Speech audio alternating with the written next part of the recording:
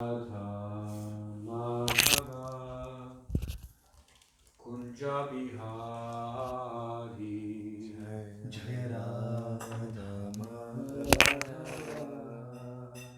Kunja Bihari Jai Radha Madhava Kunja Bihari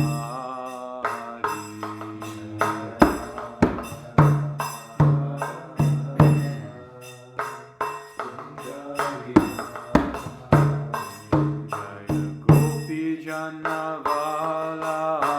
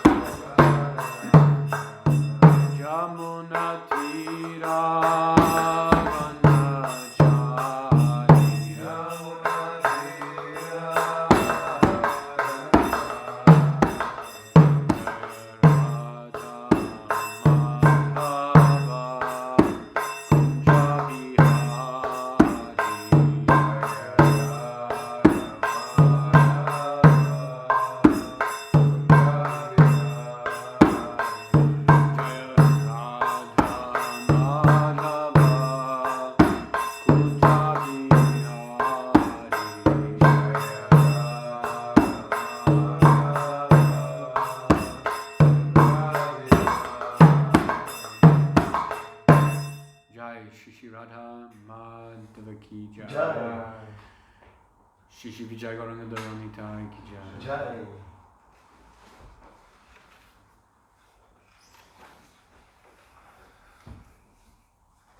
Thank you, sir.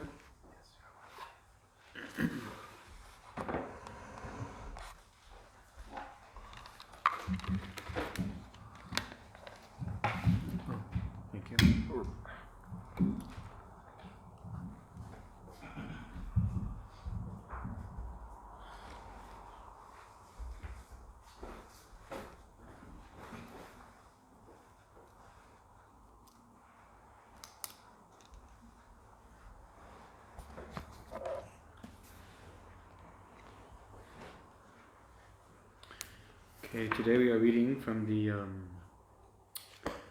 Transcendental Diary, Travels with His Divine Grace, A.C. Bhaktivedanta Swami Prabhupada, October 1976 to November 1976, by Hari Sari Prabhu.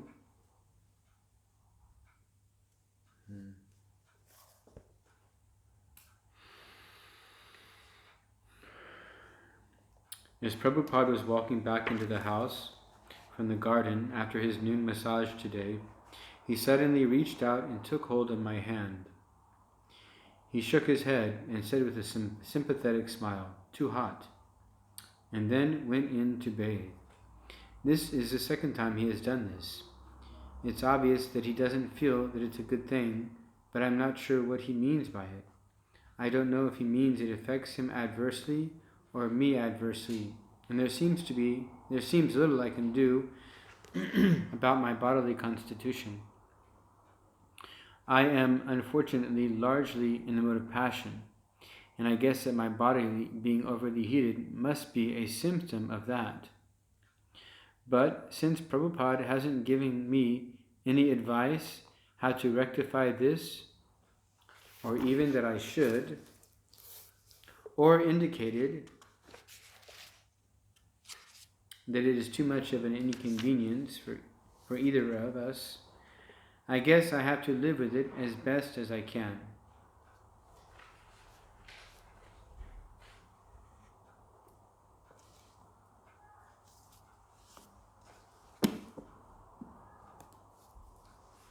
So that was a little reading from the Transcendental Diary. And would you like to comment on that? What pastime is going on? Prabhupada was served hot milk or? No, he was holding the hand of the gentleman, his Hari Sai Prabhu, the one who was his servant, and he said that the hand was too hot. Right, and it's the second time he said that. And the gentleman, Hari Sai Prabhu, comments in the purport or the book that his bodily constitution is very much conditioned by the mode of passion, and he's not sure what to do about that. And he's not sure if it means that he is causing harm to Srila Prabhupada, or that he's causing harm to himself.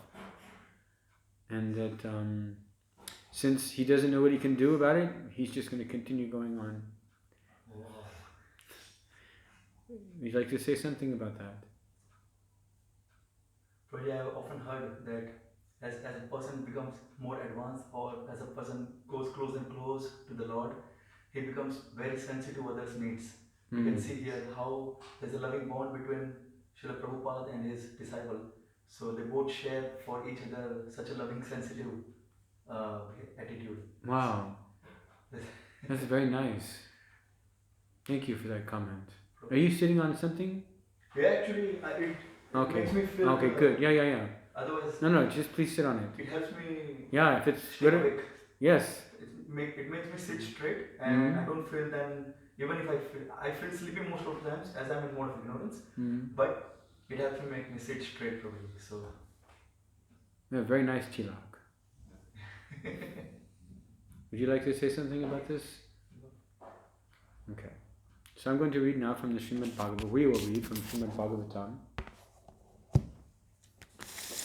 The Bhaktivedanta purports on the 5th canto, the creative impetus, chapter 4, characteristics of Rishabhadev, and we are on verse 19.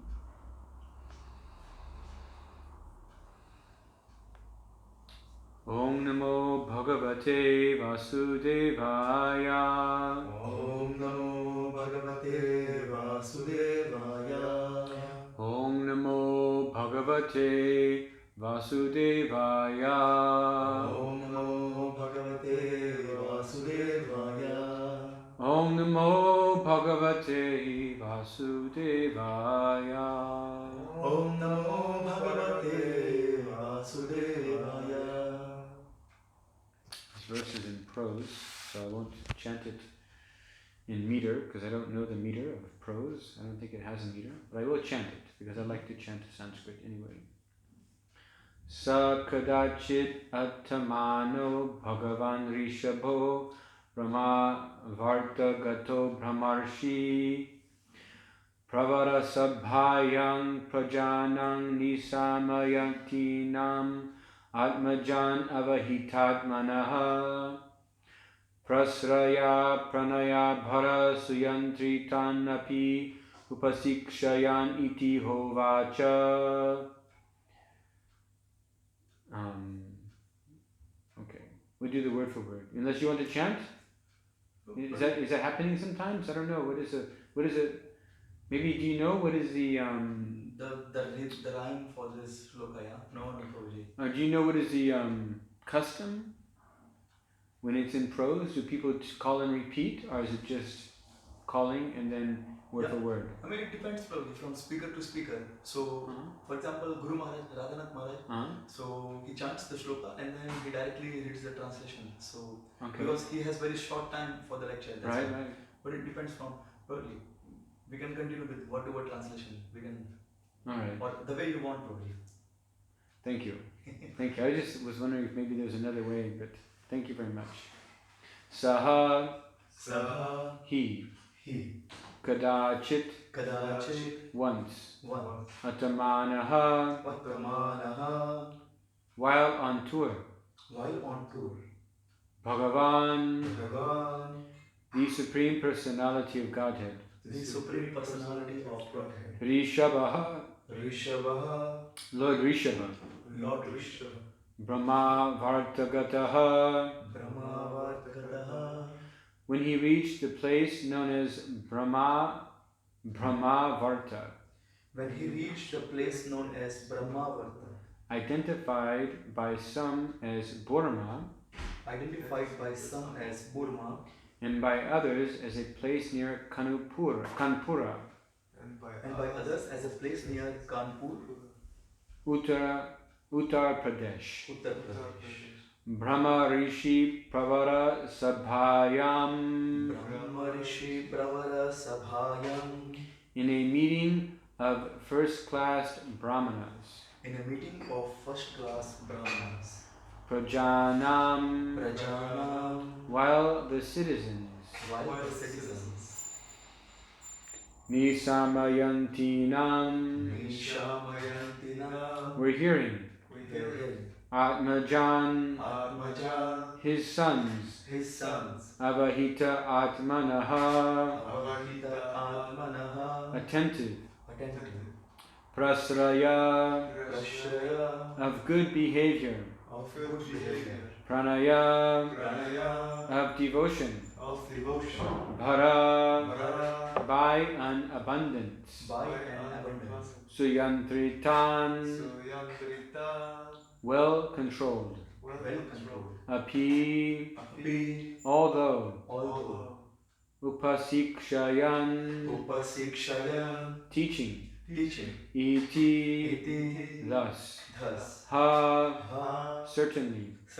Uvacha. Said. Translation and purport. By His Divine Grace, Abhaya Charanaravinda Bhakti Vedanta Swami Srila Prabhupada. Srila Prabhupada Ki Jai. Translation. Once, while touring the world, Lord Rishabhadev, the Supreme Lord, reached a place known as Brahma Varta. There was a great conference of learned Brahmanas at that place, and all the king's sons attentively heard the instructions of the Brahmanas there. At that assembly, within the hearing of the citizens, Rishabhadev instructed his sons, although they were already very well behaved, devoted, and qualified. He instructed them so that in the future they could rule the world very perfectly. Thus, he spoke as follows. Purport. The instructions of Lord Rishabhadev to his sons are very valuable. If one wants to live peacefully within this world, which is full of miseries, If one wants to live peacefully within this world, which is full of miseries. In the next chapter, Lord Rishabhadev gives his sons these valuable instructions. Well, I'm just kind of curious to what they were, what they are. That's the end of the purport. Thus end the Bhakti Vedanta purports of the 5th canto, 4th chapter of the Srimad Bhagavatam, entitled The Characteristics of Rishabhadev, the Supreme Personality of Godhead.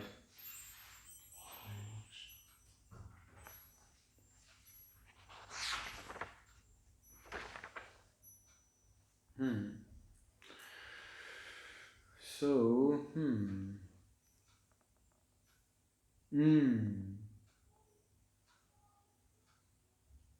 So I'll just talk at least a little bit about this purport. We live in a world which is full of miseries. Why is it full of miseries?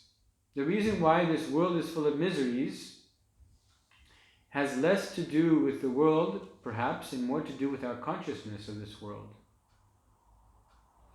Because when a devotee who is pure in heart and pure in Krishna consciousness, always meditating on the form of the Lord, Premangyana Bhakti Vilochanena, Santa Sadaiva Hridayeshu Vilokayanti, Hridayeshu, within the heart, Yang Shama Sundaram Achintya Guna Swarupam. Right? This form of the Lord, Shama Sundaram, Tribanga, bent in 3 places. Always meditating on the form of the Lord. Premangyana Charita Bhakti Vilochanena. Because their eyes have been anointed with the pulp of love, they are always seeing the Lord is in their heart. So for these persons, it doesn't matter whether they live or they die. Majiva. Doesn't matter living or dying, it's the same difference. Because they are always situated in their transcendental position, in their relationship with the Lord. They are always with God. So for them, it doesn't matter whether they live or die. And the miseries in this material world, brought on by the grace of God, by the grace of the Lord, are the greatest blessings. Asishava padavritam pinam asishava paravritam asishava pinasumam. Thank you. Adarshanam. Even if you don't appear, darshanam, darshan means to see, darshan, you take darshan, darshan, not seeing. Darshanam mamahatam korotuva, yata tata vivaradatu lampato, mat prana natas, to say, nata, Lord, mat prana of my heart. So it doesn't matter whether they live or die, or they suffer tribulations. In fact, those tribulations which prepare them for being able to see the Lord all the time are wonderful. Right? So, full of miseries has to do with consciousness. Full of miseries is a question of our consciousness. Because when we are conscious of the body, in bodily consciousness, then of course there's misery. Why is there misery? Well, that's kind of easy to understand. It's like the ABCs of our philosophy. Dukkha, dosha, anudarshanam. To be able to understand and see these miseries. But why are there miseries? There are miseries because, very, very easy to understand. First of all, anandama bhyasat. We are always looking for happiness. Right? Did you read Bhagavatam today? Yesterday. Okay. Did you read the purports? Yes. Very good. We are always looking for happiness. Anandama bhyasat. So it's like inside of our heart we want to be happy. It's normal. This is like Krishna, also like that. We are part and parcel of him. That means we also want to be happy. He's also looking for happiness all the time. Right? He has lots of... Anyway. And since we are always seeking happiness, we try to fulfill it, satisfy it. And we have 14 bodily senses. This is very important to understand. These are basics of our philosophy. They are the consciousness which is contaminated at the moment when you are bedinkt, like I am, then you're contaminated consciousness. You have it. Your consciousness is contaminated. Consciousness, and then there's ego, which is false. If you have contaminated consciousness, you have false ego. It means identity. You think this body to be the identity. So we can start from there. Because if you think that this body is your identity, and you want to be happy, then you would try to find happiness by satisfying the body. But the body is a place of suffering. Don't make this place permanent. Don't try to make permanent situation. It's very subtle how that happens. Because there's so much philosophy, so much knowledge, that in order for the Maya to do her work, she has to be subtle. She sneaks in. She sneaks in and tries to encourage us, convince us, persuade us to make this body a permanent place. So we are in the body, but we think we are the body, and we want to be happy, so we try to find happiness through this body. And the body has knowledge-acquiring senses. The sense of touch. Impossible. Right? The body has knowledge-acquiring senses. The sense of smell, the sense of sight, the sense of hearing, the sense of tasting. The body has working senses, right? Movement, traveling around, working, talking, reproduction, evacuation. These are the working senses. And because we identify with the body, body means senses. That's what the body means. The body means the senses. Otherwise, their body is just a bag of flesh and blood. So body means senses. These are the instruments of action. 18th chapter, verse number 18 or 10, Bhagavad Gita. These are the instruments of action. We should understand that. And we get some pleasure. There is some, it's like the reflection of pleasure. But for us it's pleasure, because we're conditioned. So we derive a little bit of pleasure by engaging the senses with their objects. Right? And that's how we find pleasure in this material world. But still it's a place of suffering. Why is it that it's still a place of suffering? Because lust cannot be satisfied. No matter how much you try, it cannot be satisfied. 327, right? Lust cannot be satisfied. Why can it not be satisfied? Because it is never dying. It burns like fire. What is this verse? 320. How does it go? Do you know the English? It burns like fire. That's what you said. Yeah. Cannot be satiated. So as soon as you enjoy, you'll rest for some time, but then you'll want to do it again. You'll want to try to find satiation. Through enjoyment of the material senses, the bodily senses with their objects. And another reason why this world is a place of misery is because we are afflicted by 3 types of miseries, right? There are miseries because of the body. Atma, what's this called? Dry kleshas, right? Thank you. Adi Devaka, Adi Atmaka, Adi Bhautika, Adi Atmaka klesha. Means that the body is giving us trouble. The knees, the teeth, oh wow. That's a big deal. Going to the dentist. I get nervous just thinking about it. Even now Maharaj is at the doctor. I'm sorry, sir? Even now Maharaj is also at the doctor. Thank you. So, what else is there? There's the body, well, it starts to wear down after a while. The senses are very strong at a certain age, and after that they start to dwindle. So you can't really enjoy as much as you used to when you were younger. You don't get that same heightened pleasure. And that's depressing for some people. So it's mental affliction, adhyatmaka.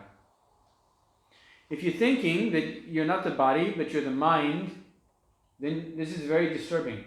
because the mind is always disturbed. The mind is always thinking about how we can enjoy, and it has these impressions from previous births. And so sometimes that's confusing. It's confusing, and it's admitted as much as said in the Bhagavatam. In the Bhagavad Gita. If you look at this, if you really read the purports and study them, these things are revealed. 3:30. See, when was that? That must have been like yesterday. 3:37, I think. I was reading Bhagavad Gita, this purport. He says that sometimes these impressions overlap a little bit from a previous birth. What if in your previous birth you were a woman, and in the present birth you're a man? There's going to be confusion when your mind tries to think of a way to enjoy, and it pulls up something from a previous birth. That will be confusing. So, you're not the mind. Definitely not. Right? And the mind is causing problems because it's not being directed. So Adhyatmika is there. Adibhautika, oh my goodness. There are other living entities in this material world causing us suffering. A mosquito just wanting to get some food for its children may cause you some suffering. Right? It happens. Or other people who Krishna has sent to teach you tolerance may also be causing you suffering. Right? But they've been brought to bring us tolerance. All these affairs in the material energy, these Adhyatmika, Adhigayavika, Adhibhautika, we have to learn something from that. There are no accidents. And if you're a bhakta, then there's something to be learned, not something to complain about. Right? How can I become a better person through this experience? More tolerant, more humble, right?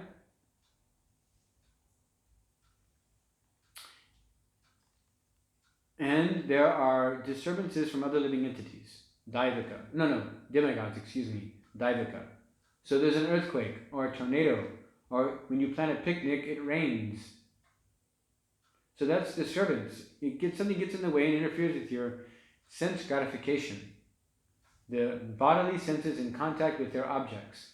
There's interference and there's disturbance in the mind. People are disturbed and they don't get what they're looking forward to. And by contemplating, we develop attachment. We contemplate, we start to develop attachment. Attachment transforms into lust. Strong desire. And when that lust is not satisfied, one becomes frustrated. And from frustration comes anger. So this material world is a place of misery. We're always being assailed, means attacked, by these threefold miseries, but also, if you look a little more deeply, our mind, Adhyatmika, right? The mind is attacking us. Go here to enjoy, go there to enjoy. But Rishabhadev has given very valuable instructions for living peacefully within this world, even though it is a place full of misery. There is still a way to live peacefully in here. There are instructions how to live peacefully. So what does that mean? What does that mean? It means if we want peace, we have to accept higher authority. Cannot argue with that. Our whole system is based upon accepting authority. Nobody, unless they are the Supreme Personality of Godhead, is independent from the principle of accepting authority. Even Lord Brahma accepts authority. He is the head of our sampradaya. His body is 76 or 74 or 78% intelligence. He is also accepting authority. Lord Shiva accepts authority. Everybody accepts authority. Nobody is independent. And if you want to live peacefully, you have to accept authority, or you will continue to be disturbed by your mind. Why is that? It's because somebody who has figured out how to conquer their mind can teach you how to conquer your mind. You cannot do it on your own. You cannot. It's not possible. You will fail, and it will hurt, and you will try again, and you will go on, bahunam janmanam mante, jnanavan man prapajante, for thousands of lives, until finally you surrender unto Krishna. So you have to conquer the mind by accepting authority of somebody who's conquered the mind. Very basic principle, ABCs. So we cannot get around this principle of accepting authority, but we can try to understand, why is it difficult to accept authority? Why is it difficult when somebody chastises us? Why is it difficult when somebody just tries to give us a humble instruction? Because we think we know better. We don't like the feeling of being subordinate to somebody else. And why is that? That is because of pride. Pride is an unwanted artha, unwanted possession. It's an unwanted possession. Pride is an unwanted possession. Anartha. It's unwanted, but you have it. But it's not desired. Because it interferes with so many things, but among others, this whole principle of accepting authority. It interferes. It gets in the way. It makes it very difficult to accept authority. So we have to learn how to cultivate humility and pridelessness.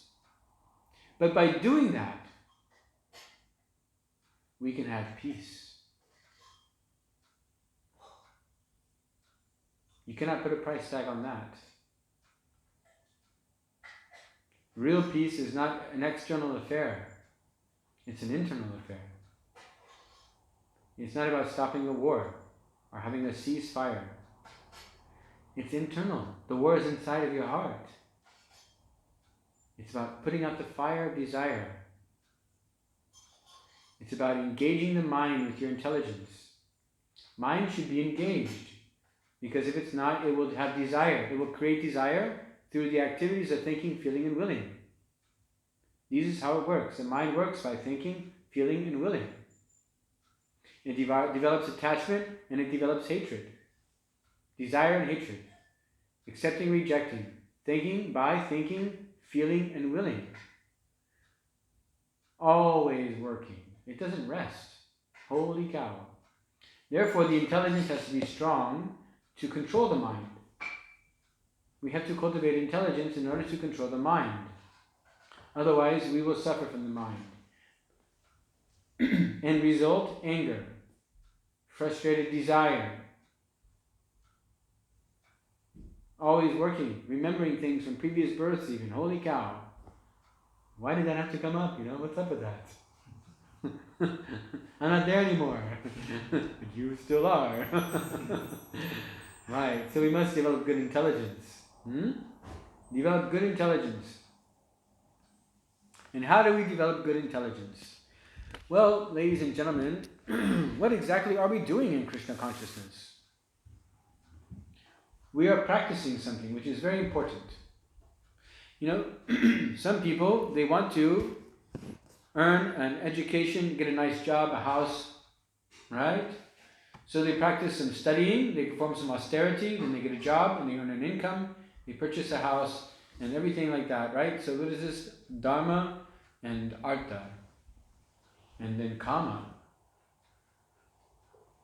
But that is not our concern. That's kaitava dharma. That's cheating religion. I'll be polite, I'll perform austerity. Austerity is in the Bhagavad Gita. It's one of 4 principles of religion. But if it's not performed for the satisfaction of the personality of Godhead, shrama evahi kevalam, it is simply a useless waste of time.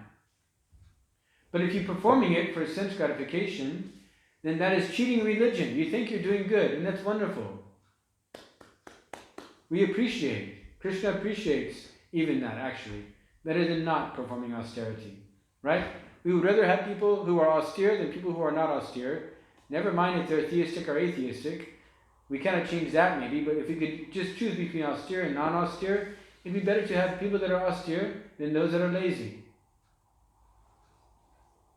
But that's not enough to solve the problems of the mind. And so what we are doing is we're learning to solve the real problem. not the problem of artha, of enjoyment and accumulation of material possessions. That's not the problem we want to solve. We want to solve the problem of who we are. Who am I? Anyway, why am I here? How did I get here? Holy cow. What am I doing here? And how do I get out? How do I understand who I am? Why do I suffer? How do you stop that suffering? That's what we're here for. And so that knowledge is independent. Unabhängig. It does not depend upon a nice university for you to get a study at. It doesn't depend upon getting admitted into a nice university. It doesn't depend upon that. If you want a good education, you have to have facility. But spiritual knowledge is independent of facility. If you have to talk anyway. If you simply talk about Krishna, you'll make advancement in spiritual life. Independent of any facility other than the ability to speak. Of course, you should be fortunate. Jai, Shishi Vijay Gauradesh Ki Jai.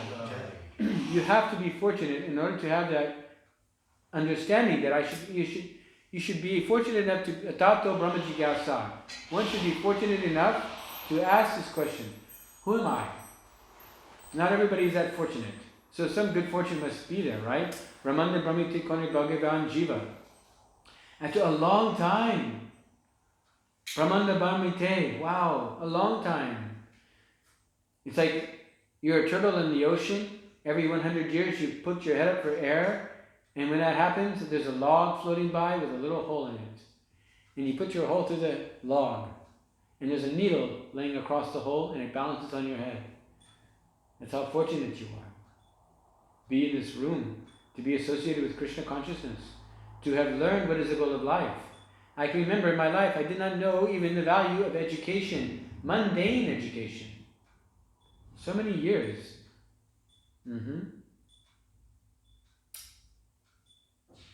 What to speak of transcendental education, solving all the problems of life. That's what we do here. We do it here, but we do it inside here. This building is a place for giving facility for that. That is the name of the game. That's our agenda. Self-realization. Subscriviklikum. New word. Yeah? That's our realization. That's our game. That's what we do here. And that engagement can be enhanced by regularly studying scripture, but not just by repeating verses, by applying the verses. You have to apply them. By reading and applying. It's not just theoretical knowledge. You have to apply it. Krishna says, always think of me. So you have to apply that. Excuse me. He says, always think of me. You have to apply that. That's what he's doing. That's what our philosophy is. We sing every morning, Sri Guru Charana Padma, the lotus feet of the spiritual master. Kevala Bhakati Sadma. That's where you can find pure devotional service. That's what we want. Because pure devotional service, as we will remember from the very beginning, is how we become free from the miseries of this material world. That consciousness that I am actually a servant. I'm situated in the body, which is like a machine made of the material energy. And I just have to kind of manipulate it to serve. And that manipulation takes place in the consciousness, which is the most subtle of senses. So we have to reinigen, clean that heart, clean the consciousness, so that we can have this thorough understanding of our. It's consciousness, conscious of service. That these engagements, these endeavors, my speaking, is not for my own aggrandizement. It's for the pleasure of Krishna.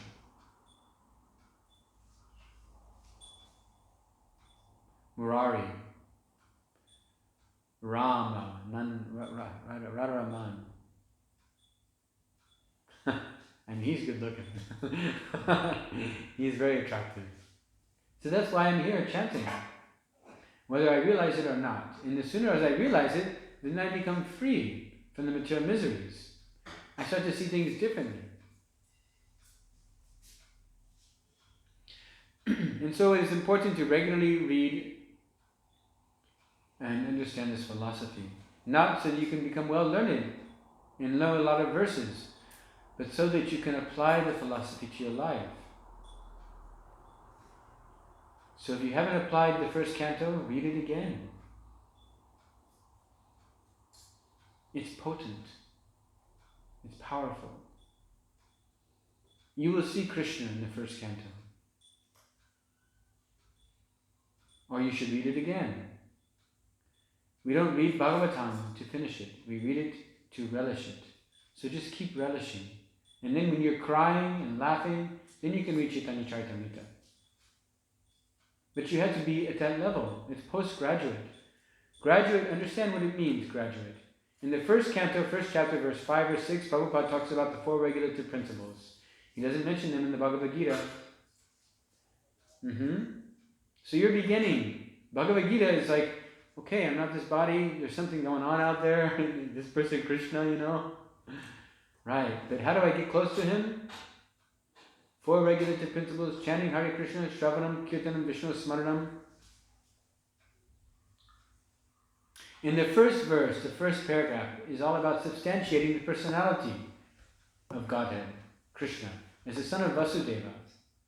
It's a whole paragraph dedicated to that. And the second paragraph begins with the sentence, Sarva Karana Karanam. He says this in the sentence, that he is the cause of all causes. So what does that mean? If we want to be near Matsaranam Satam, so that we can, free from envy, so that we can truly relish Bhagavatam, we have to understand that whatever inflictions are imposed upon us by other people, by the demigods, by the mind and the body, they should simply be tolerated. They are arranged by Krishna himself. Because we are a bhakta, Lord Krishna says in the introduction to the teachings of Lord Chaitanya, that for those who surrender unto me, I personally take charge of their karma. Personally. So that means he's personally going to dig it out in a way that will help you to advance. And so it's necessary to have that. And you should learn tolerance and humility and forgiveness through those experiences, so that you can come closer to Krishna. So if you are still envious of others, read again this first verse in the Srimad Bhagavatam. If you still have so much pride, read this verses 13, chapter 8 to 12 of the Bhagavad Gita. Learn what they are. What does pridelessness mean? What does humility mean? And apply it. And if you don't, in this birth, in your next birth, by the power of your sincerity, you will be forced to learn humility. Because you're sincere. Krishna hears that. So he says, great, let's get him. Or her. And let's force them to learn humility. All right. Thank you very much. Are there any questions? I got one Yes, sir. question. We were discussing how the lust it cannot be satiated. Why it is made like that, Prabhuji? Why did, or is it something else that got transformed to lust, or how it works, this mechanism? The thing is, Prabhuji,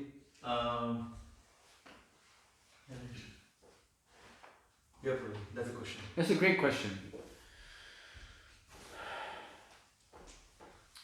Right, so transformed into lust. Right, so the love for Krishna is transformed into lust, like yogurt or milk turned into yogurt, but our iron, gold into iron. But better, another way of just kind of elaborating on that a little bit, we have to remember again that we are anandamabhyasat. We're seeking happiness and pleasure. We want to be happy, and we have a right to be happy, because we are eternal, and our relationship with Krishna is eternal. And in that relationship, we relish and enjoy and rejoice in real love, real happiness. But because of our identification with the body, with matter, with the material energy, we are frustrated. We will never be happy because we are feeding the wrong object. Our endeavors for sense gratification that are materialistic is an endeavor where the object of that endeavor is the body. Lust, the object of lust is the body. A strong desire to have contact with the senses, with their objects.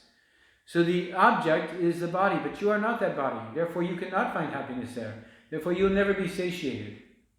There is a temporal phantasmagoria, a temporal satiation. It's temporary because you are experiencing the senses in touch with their objects. But you are not experiencing, but that is not you. That is the machine you're in. Like a person feels really good to have a nice polished car. They're very proud of their new paint job in their car, or their hairstyle, or their house. They're very proud of these things. But wow, they really got an extended sense gratification. Just like the living entity is very happy, is some kind of temporal happiness, because that happiness fades as well. Temporal happiness of the senses in touch with their objects, but you are not the object of the senses, nor are you the senses, and therefore you will never find happiness there.